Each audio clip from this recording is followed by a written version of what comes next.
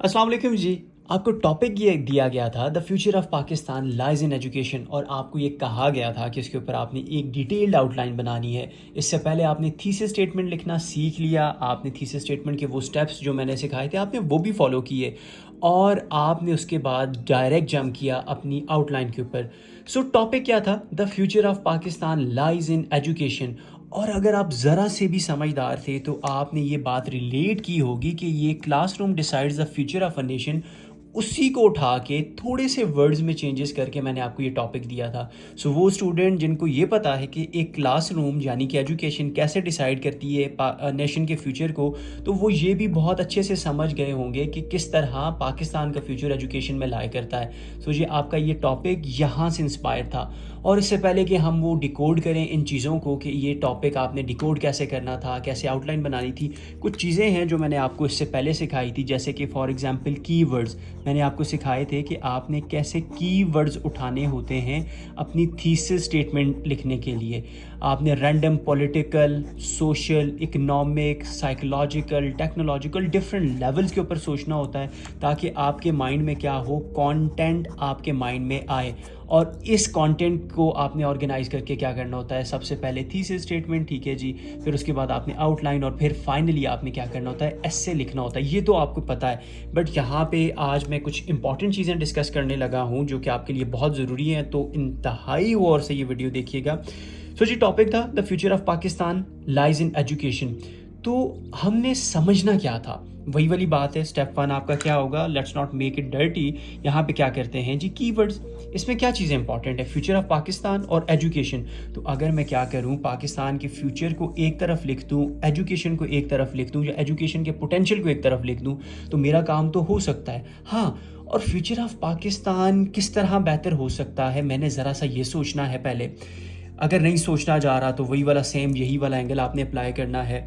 Economic landscape में सोचें, social में, पॉलिटिकल में, इंडस्ट्रियल, टेक्नोलॉजिकल, मल्टीपल एंगल से सोचें। आपको क्या होगा, पाकिस्तान के फ्यूचर के बारे में कुछ ना कुछ पढ़ने को मिलेगा, कुछ ना कुछ आपके माइंड में आएगा। नहीं आ रहा तो उसका मतलब है कंटेंट की कमी है, वापस जाइए, रीडिंग कीजिए, बुक्स पढ़िए, वीडियोस देखिए, दोबारा आइए। लेकिन अगर आपके माइंड में कंटेंट आ रहा है तो उसका क्या मतलब है, फ्यूचर ऑफ पाकिस्तान के ऊपर आपके पास कंटेंट आ गया। अब आपने क्या करना है, वो अपॉर्चुनिटीज़, वो पोटेंशियल, वो तरीके जो एजुकेशन के थ्रू पॉसिबल होते हैं उनका सोचना है। जैसे कि एजुकेशन जो है वो इनोवेशन लेके आती है, एजुकेशन टॉलरेंस लेके आती है, अपॉर्चुनिटीज़ अनफोल्ड करती है, एम्प्लॉयमेंट लाती है, स्किल्स देती है, it is good for democracy, ethics and values जो है वो कल्टीवेट करती है। तो ये क्या है जी, कुछ वैल्यूज़ हैं जो कि एजुकेशन के थ्रू पॉसिबल हैं। और ये क्या है जी, पाकिस्तान का फ्यूचर जो कि किन किन चीज़ों की वजह से पॉसिबल है, मैंने ये लिख दिया। तो पहला स्टेप मेरा कंप्लीट होता है जिसमें मैंने फ्यूचर ऑफ पाकिस्तान एजुकेशन को आमने सामने करके लिख दिया। लेकिन आपने सेकंड जो स्टेप है वहाँ पे आके ये समझना है कि this is not a thesis statement मेरी जान, ये थीसिस स्टेटमेंट नहीं है, ये है आउटलाइन। आउटलाइन में आपने सबसे पहले, यानी ये तो डिकोड तो कर दिया, अब उसके बाद आपने क्या चीज़ सोचनी है, आपने ये सोचना है the future of Pakistan lies in education. इसके ऊपर सबसे पहले मेरे माइंड में क्या चीज़ आती है, वो आता है, यहाँ पे हम लिखते हैं कैसे, हाउ। कैसे जो है वो फ्यूचर ऑफ पाकिस्तान जो है वो एजुकेशन में लाया करता है। तो सबसे बड़ा, सबसे मेन जो सवाल आपके माइंड में आया था वो था हाउ, ठीक है। तो यानी सबसे ज़्यादा जो वेटेज दी जाएगी आउटलाइन में, मुझे लगता है इस हाउ को दी जाएगी। लेकिन अगर आपसे फिर नहीं सोचा जा रहा तो मैं आपको एक और तरीका सिखाता हूँ। आप ऐसे सोचें, पाकिस्तान के प्रॉब्लम्स क्या हैं और उनका एजुकेशन के थ्रू सोल्यूशन कैसे पॉसिबल है। पाकिस्तान में क्लाइमेट चेंज का इशू है, पाकिस्तान में इनोवेशन एंड टेक्नोलॉजी का, पाकिस्तान में इकोनॉमिक लैंडस्केप में बड़े इशू हैं, पॉलिटिकल इंस्टेबिलिटी है, एक्सट्रीमिज्म है। तो ये बहुत सारे प्रॉब्लम्स हैं। और एजुकेशन क्लाइमेट चेंज को कैसे हल कर सकती है, इनोवेशन टेक्नोलॉजी कैसे ला सकती है, एक्सट्रीमिज्म को कैसे ख़त्म कर सकती है। आपने सिर्फ ये सोचना था। ये आपने क्या किया, पहले ब्रेनस्टॉर्मिंग कर रहे हैं, दिमाग को गर्म कर रहे हैं, दिमाग को चलाने की कोशिश कर रहे हैं। अच्छा, दूसरा तरीका क्या था यार, वो प्री रिक्विजिट्स आप सोचें, ठीक है जी, जो पाकिस्तान फ्यूचर बेटर फ्यूचर के लिए ज़रूरी होते हैं, और एजुकेशन किस तरह वो प्री रिक्विजिट प्रोवाइड करती है। कौन सी, या इस तरह सोचें कि वो कौन सी कौमें हैं जो एजुकेटेड, जो कि सक्सेसफुल हुई और उनके पीछे जो थी वो उनकी एजुकेशनल पॉलिसीज़ थी। आपने ये सोचना है। ये नहीं तो ये नहीं तो ये काम नहीं आ रहा तो ये सोचें, ये नहीं आ रहा तो ये सोचें। और ये सोच के आपके पास इस तरह के हज़ारों पेजेस भर सकते हैं अगर आप सोचना चाहें तो। थोड़ा सा टाइम लगता है लेकिन आपके माइंड में थॉट्स आ जाती हैं। But the catch here is, जो चीज़ आपको मैं सिखाने लगा हूँ, जो कि सबसे इम्पॉर्टेंट है मेरे लिए आपको सिखाना, वो क्या है जी? एस्से का पेपर निकालिए, वहाँ पे क्या बात लिखी होगी, let's not listen to me. ऐसे करते हैं, हम सीधा जाते हैं पेपर के ऊपर। हमेशा ये वाली रिसर्च वाली आदत करें। यहाँ पे क्या वो लिख रहा है, credit will be given for organisation relevance and clarity. So what the hell is this organisation? ये ऑर्गेनाइजेशन क्या है? यूएन एक ऑर्गेनाइजेशन है, वो वाली ऑर्गेनाइजेशन नहीं जी। ऑर्गेनाइजेशन ये है कि आप किस तरह अपनी थॉट्स को ऑर्गेनाइज करोगे, किस तरह अपने टॉपिक के साथ रिलेट कर पाओगे और किस तरह उसको क्लैरिटी के साथ लिख पाओगे। नंबर इस चीज़ के मिलेंगे और किसी चीज़ के नंबर नहीं है, ऑर्गेनाइजेशन, रेलेवेंस एंड क्लैरिटी के।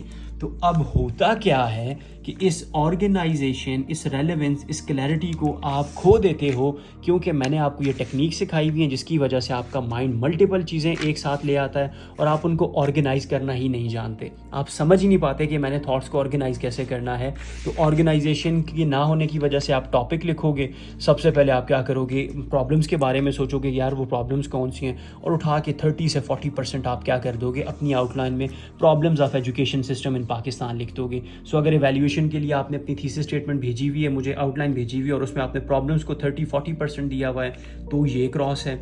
अगर आपने 20-30% वे फॉरवर्ड लिखे हुए, सोल्यूशन लिखे हुए, फिर क्रॉस है।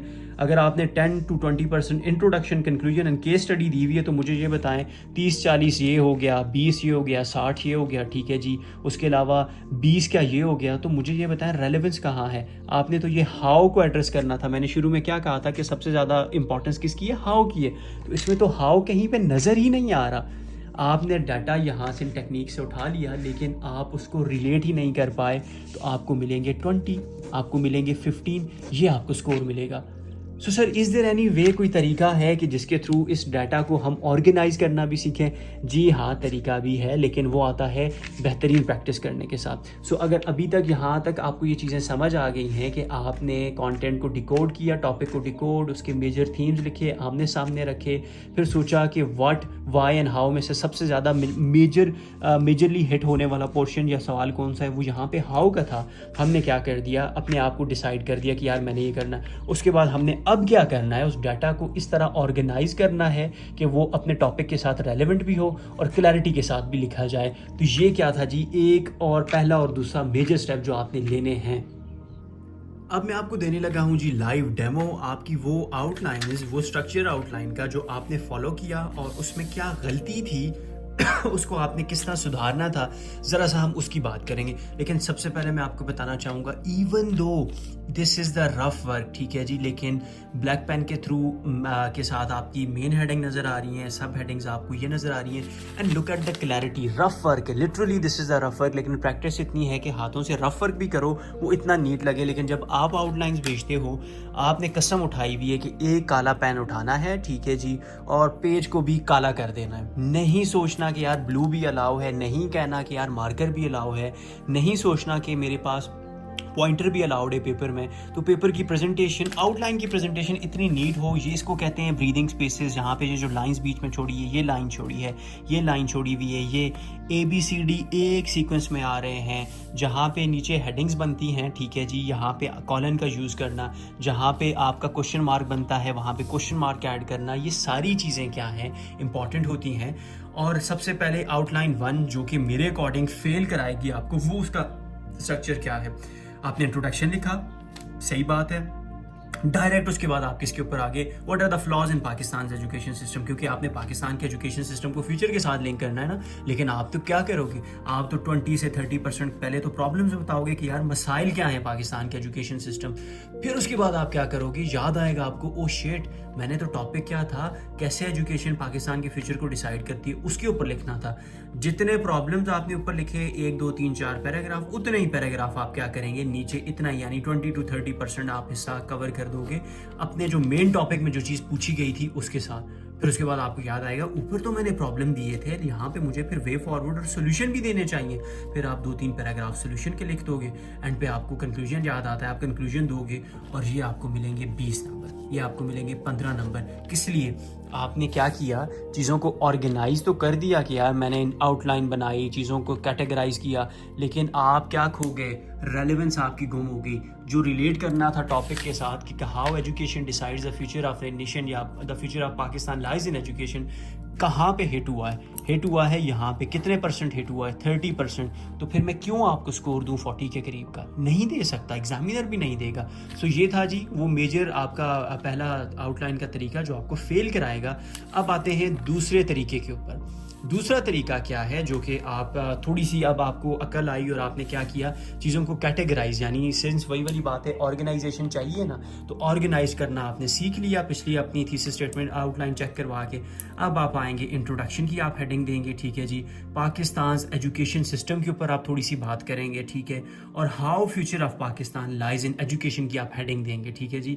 यहाँ पे आपके लिए अंडरस्टैंड करना क्या ज़रूरी है, ये जो कॉलन पड़ा हुआ है ये नहीं ऐड करना, ये कॉलन जो पड़ा हुआ है ये नहीं ऐड करना। कॉलन आपने हमेशा वहाँ पे ऐड करना होता है जहाँ पे आपने नीचे सब हेडिंग्स देनी हो।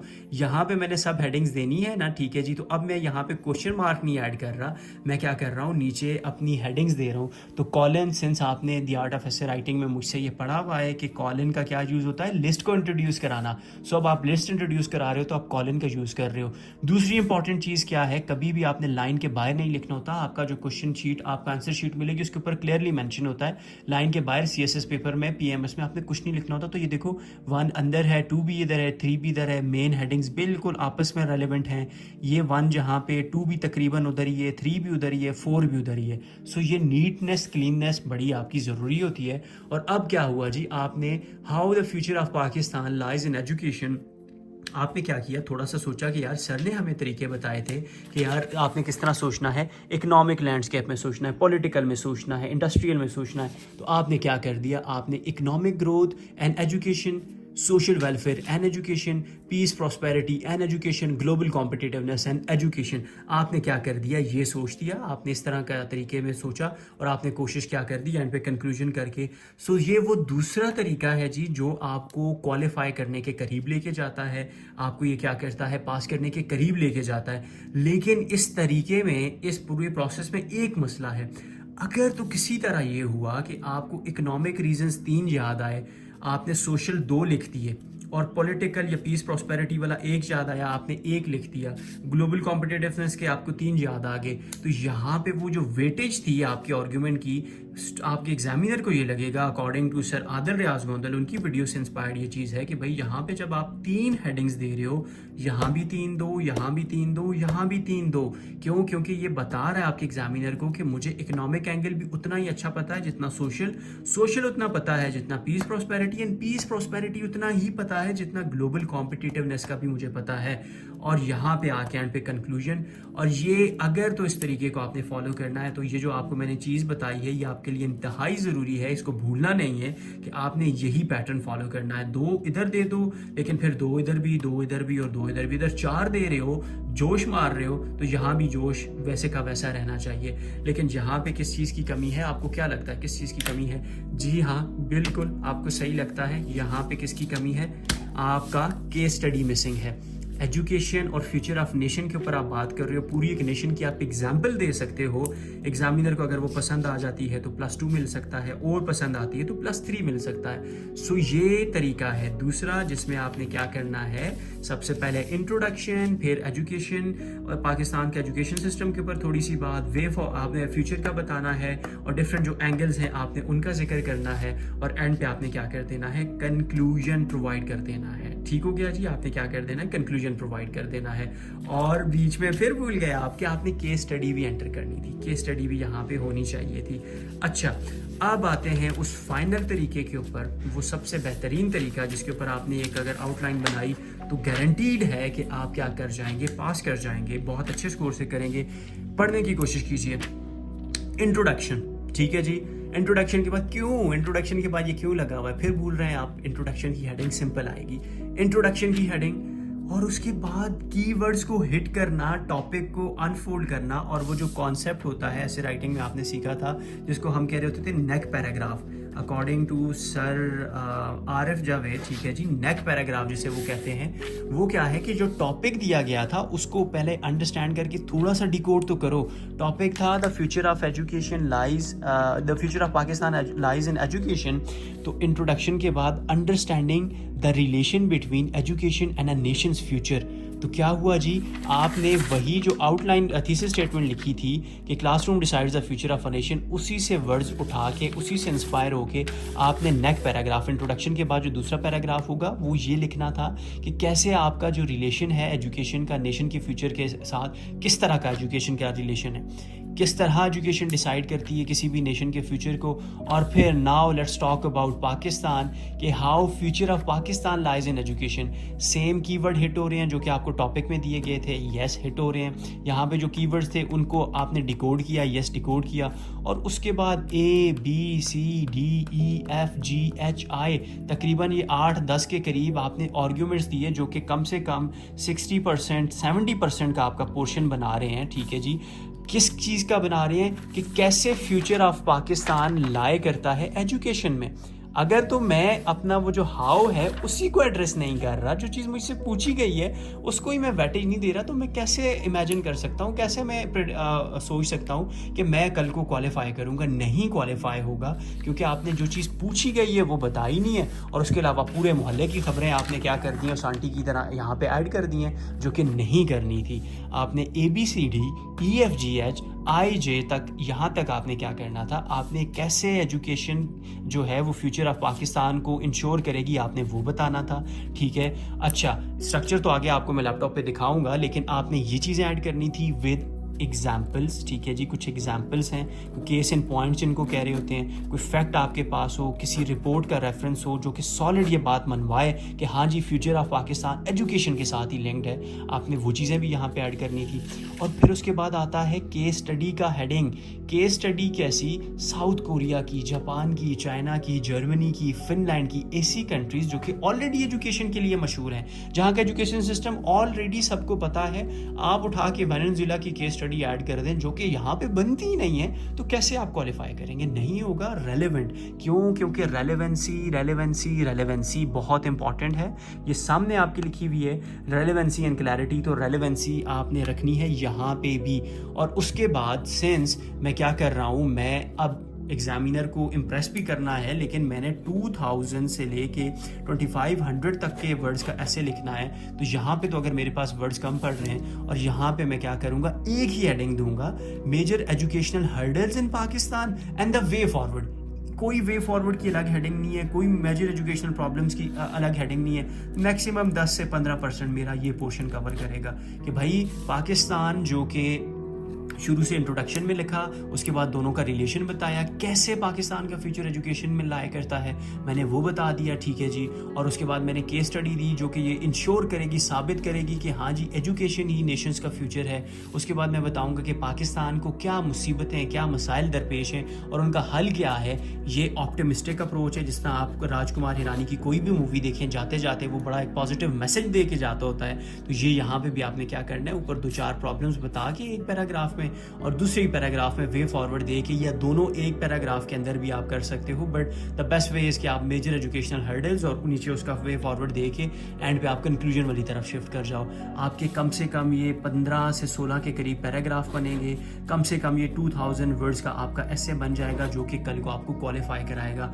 सो जी, the future of Pakistan lies in education का टॉपिक डिकोड किया, कीवर्ड्स निकाले, सोचा, उसके बाद आपने क्या किया, ये सोचा कि किस पोर्शन को कितनी वेटेज देनी है।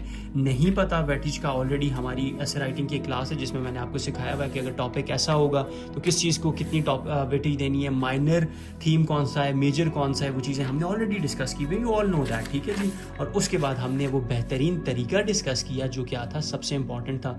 और यहाँ पे मैं आपको क्या कर रहा हूँ, वो थीसिस स्टेटमेंट आपके सामने पड़ी हुई है, पूरी बेहतरीन डाटा, फैक्ट्स, फिगर्स के साथ, कि बेहतरीन केस स्टडी के साथ आपने किस तरह अपनी आउटलाइन बनानी है, ये आपके सामने है। सिंस वीडियो बहुत लेंथी हो रही है, what I am going to do is here, तो यहाँ पे मैं आपको अपना जो व्हाट्सएप का नंबर है 0314, ठीक है जी, 225150, ठीक है जी। इस पे आप मुझे व्हाट्सएप करेंगे if you are already the member of my community, तो आपको आपके ग्रुप में ये मिल जाएगी। लेकिन अगर आप यूट्यूब से देख रहे हैं, आपको नहीं पता कैसे अप्रोच करना है, this is the number 031423255150, contact कीजिए।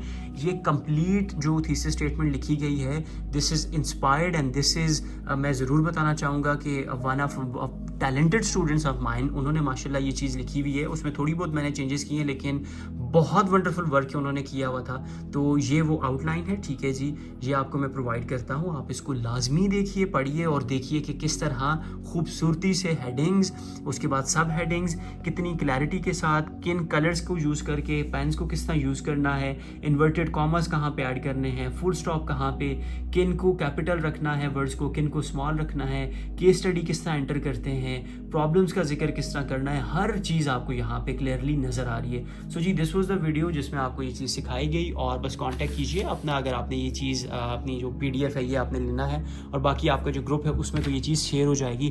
थैंक यू सो मच जी, मिलते हैं फिर आपसे अगली वीडियो में। अपना बहुत सारा ख्याल रखिए। अल्लाह हाफिज़।